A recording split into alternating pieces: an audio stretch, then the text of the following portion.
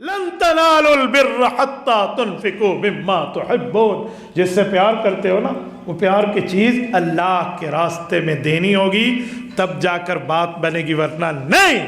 میں یہ نہیں کہہ رہا کوئی مال دے، مال نہیں ہے تو نہ دینا، اولاد دے دے، اولاد نہیں ہے تو اوقات دے دے، اپنا وقت تو ہے۔ میں آ کر مدرسے میں جھاڑو لگا سکتا ہوں تو میں کیوں نہ آؤں، میں آ کر مسجد میں صف بچھا سکتا ہوں تو کیوں نہ بچھاؤں۔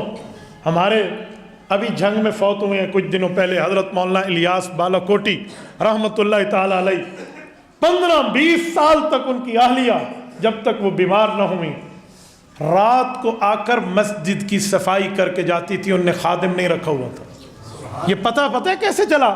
جب یہ اپنے آبائی علاقے میں کسی کام میں گئی اور پیچھے طوفان آیا تو صفیں اٹک پٹک کے رہ گئی اور ہر جگہ دھول ہی دھول تھی، تو لوگوں نے مسجد میں ایک دوسرے سے پوچھا اس ساری مسجد دا خادم کیڑا ہے، ہماری مسجد کا خادم کون ہے؟ پھر پتہ چلا وہ خاتون کر رہی ہے ان کی اہلیہ۔ کیسے کیسے لوگ ہیں، اللہ ان کی دونوں کو، وہ میاں بیوی فوت ہو گئے ہیں، اللہ ان کی قبروں پہ کروڑوں اربوں رحمتیں نازل فرمائے۔ یہ آج 14 وہ 10 تاریخ کا انتقال ہے ان کا۔ تو میرے دوستو، بندہ اپنا وقت تو دے سکتا ہے نا، ضروری تھوڑی ہے میں مال دوں گا، نہیں ہے مال تو وقت دے، نہیں ہے وقت اولاد دے، اپنی اولاد کو دے، اور اولاد آپ کی پڑھے پڑھائے، پھر آپ کی اولاد آپ کے لیے اللہ سے مانگے گی۔ تو قرآن نے اولاد کو سکھایا ہے قل رب ارحمہما کما ربیانی صغیرا، بیٹا اپنے ماں باپ کے لیے مجھ سے دعا تو نے مانگنی ہے، بیٹی اپنے ماں باپ کے لیے تو نے مجھ سے مانگنا ہے۔ کیسے؟ قل رب ارحمہما کما ربیانی صغیرا، اللہ میرے ماں باپ پہ رحم کر دے، انہوں نے بچپن میں مجھے پیار سے پالا ہے۔ آج صبح جب میں اپنے گھر سے چلنے لگا، ہماری اماں جان کی ایک سہیلی اور دوست تھی، ہماری اماں فوت ہوئی ہیں 2003 میں، اللہ ان کی قبر پہ کروڑوں اور رحمتیں نازل فرمائے۔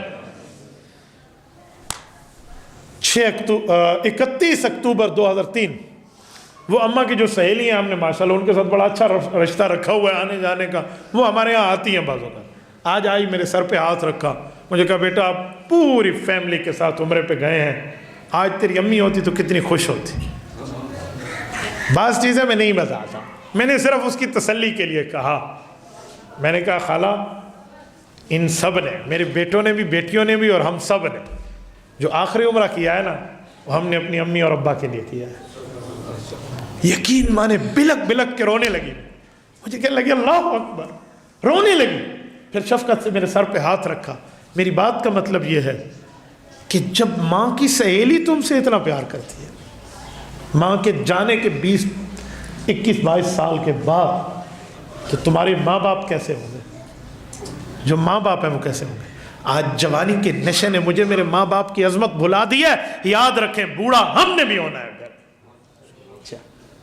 آج جوانی کی وجہ سے ہم یہ سمجھتے ہیں کہ بابے کو کیڑا پتہ ہے، یاد رکھو 20-30-40 سال کی بات ہے، کل تیرا بچہ بھی تجھے کہے گا سارے پیو کھر کے کو کیڑا پتہ ہے، تو وہ تمہیں بھی پھر یہی کہے گا۔ یاد رکھیں جیسے کرنی ویسے بھرنی، نہ مانے تو کر کے دیکھ، جنت بھی ہے دوزخ بھی ہے، نہ مانے تو مر کے دیکھ۔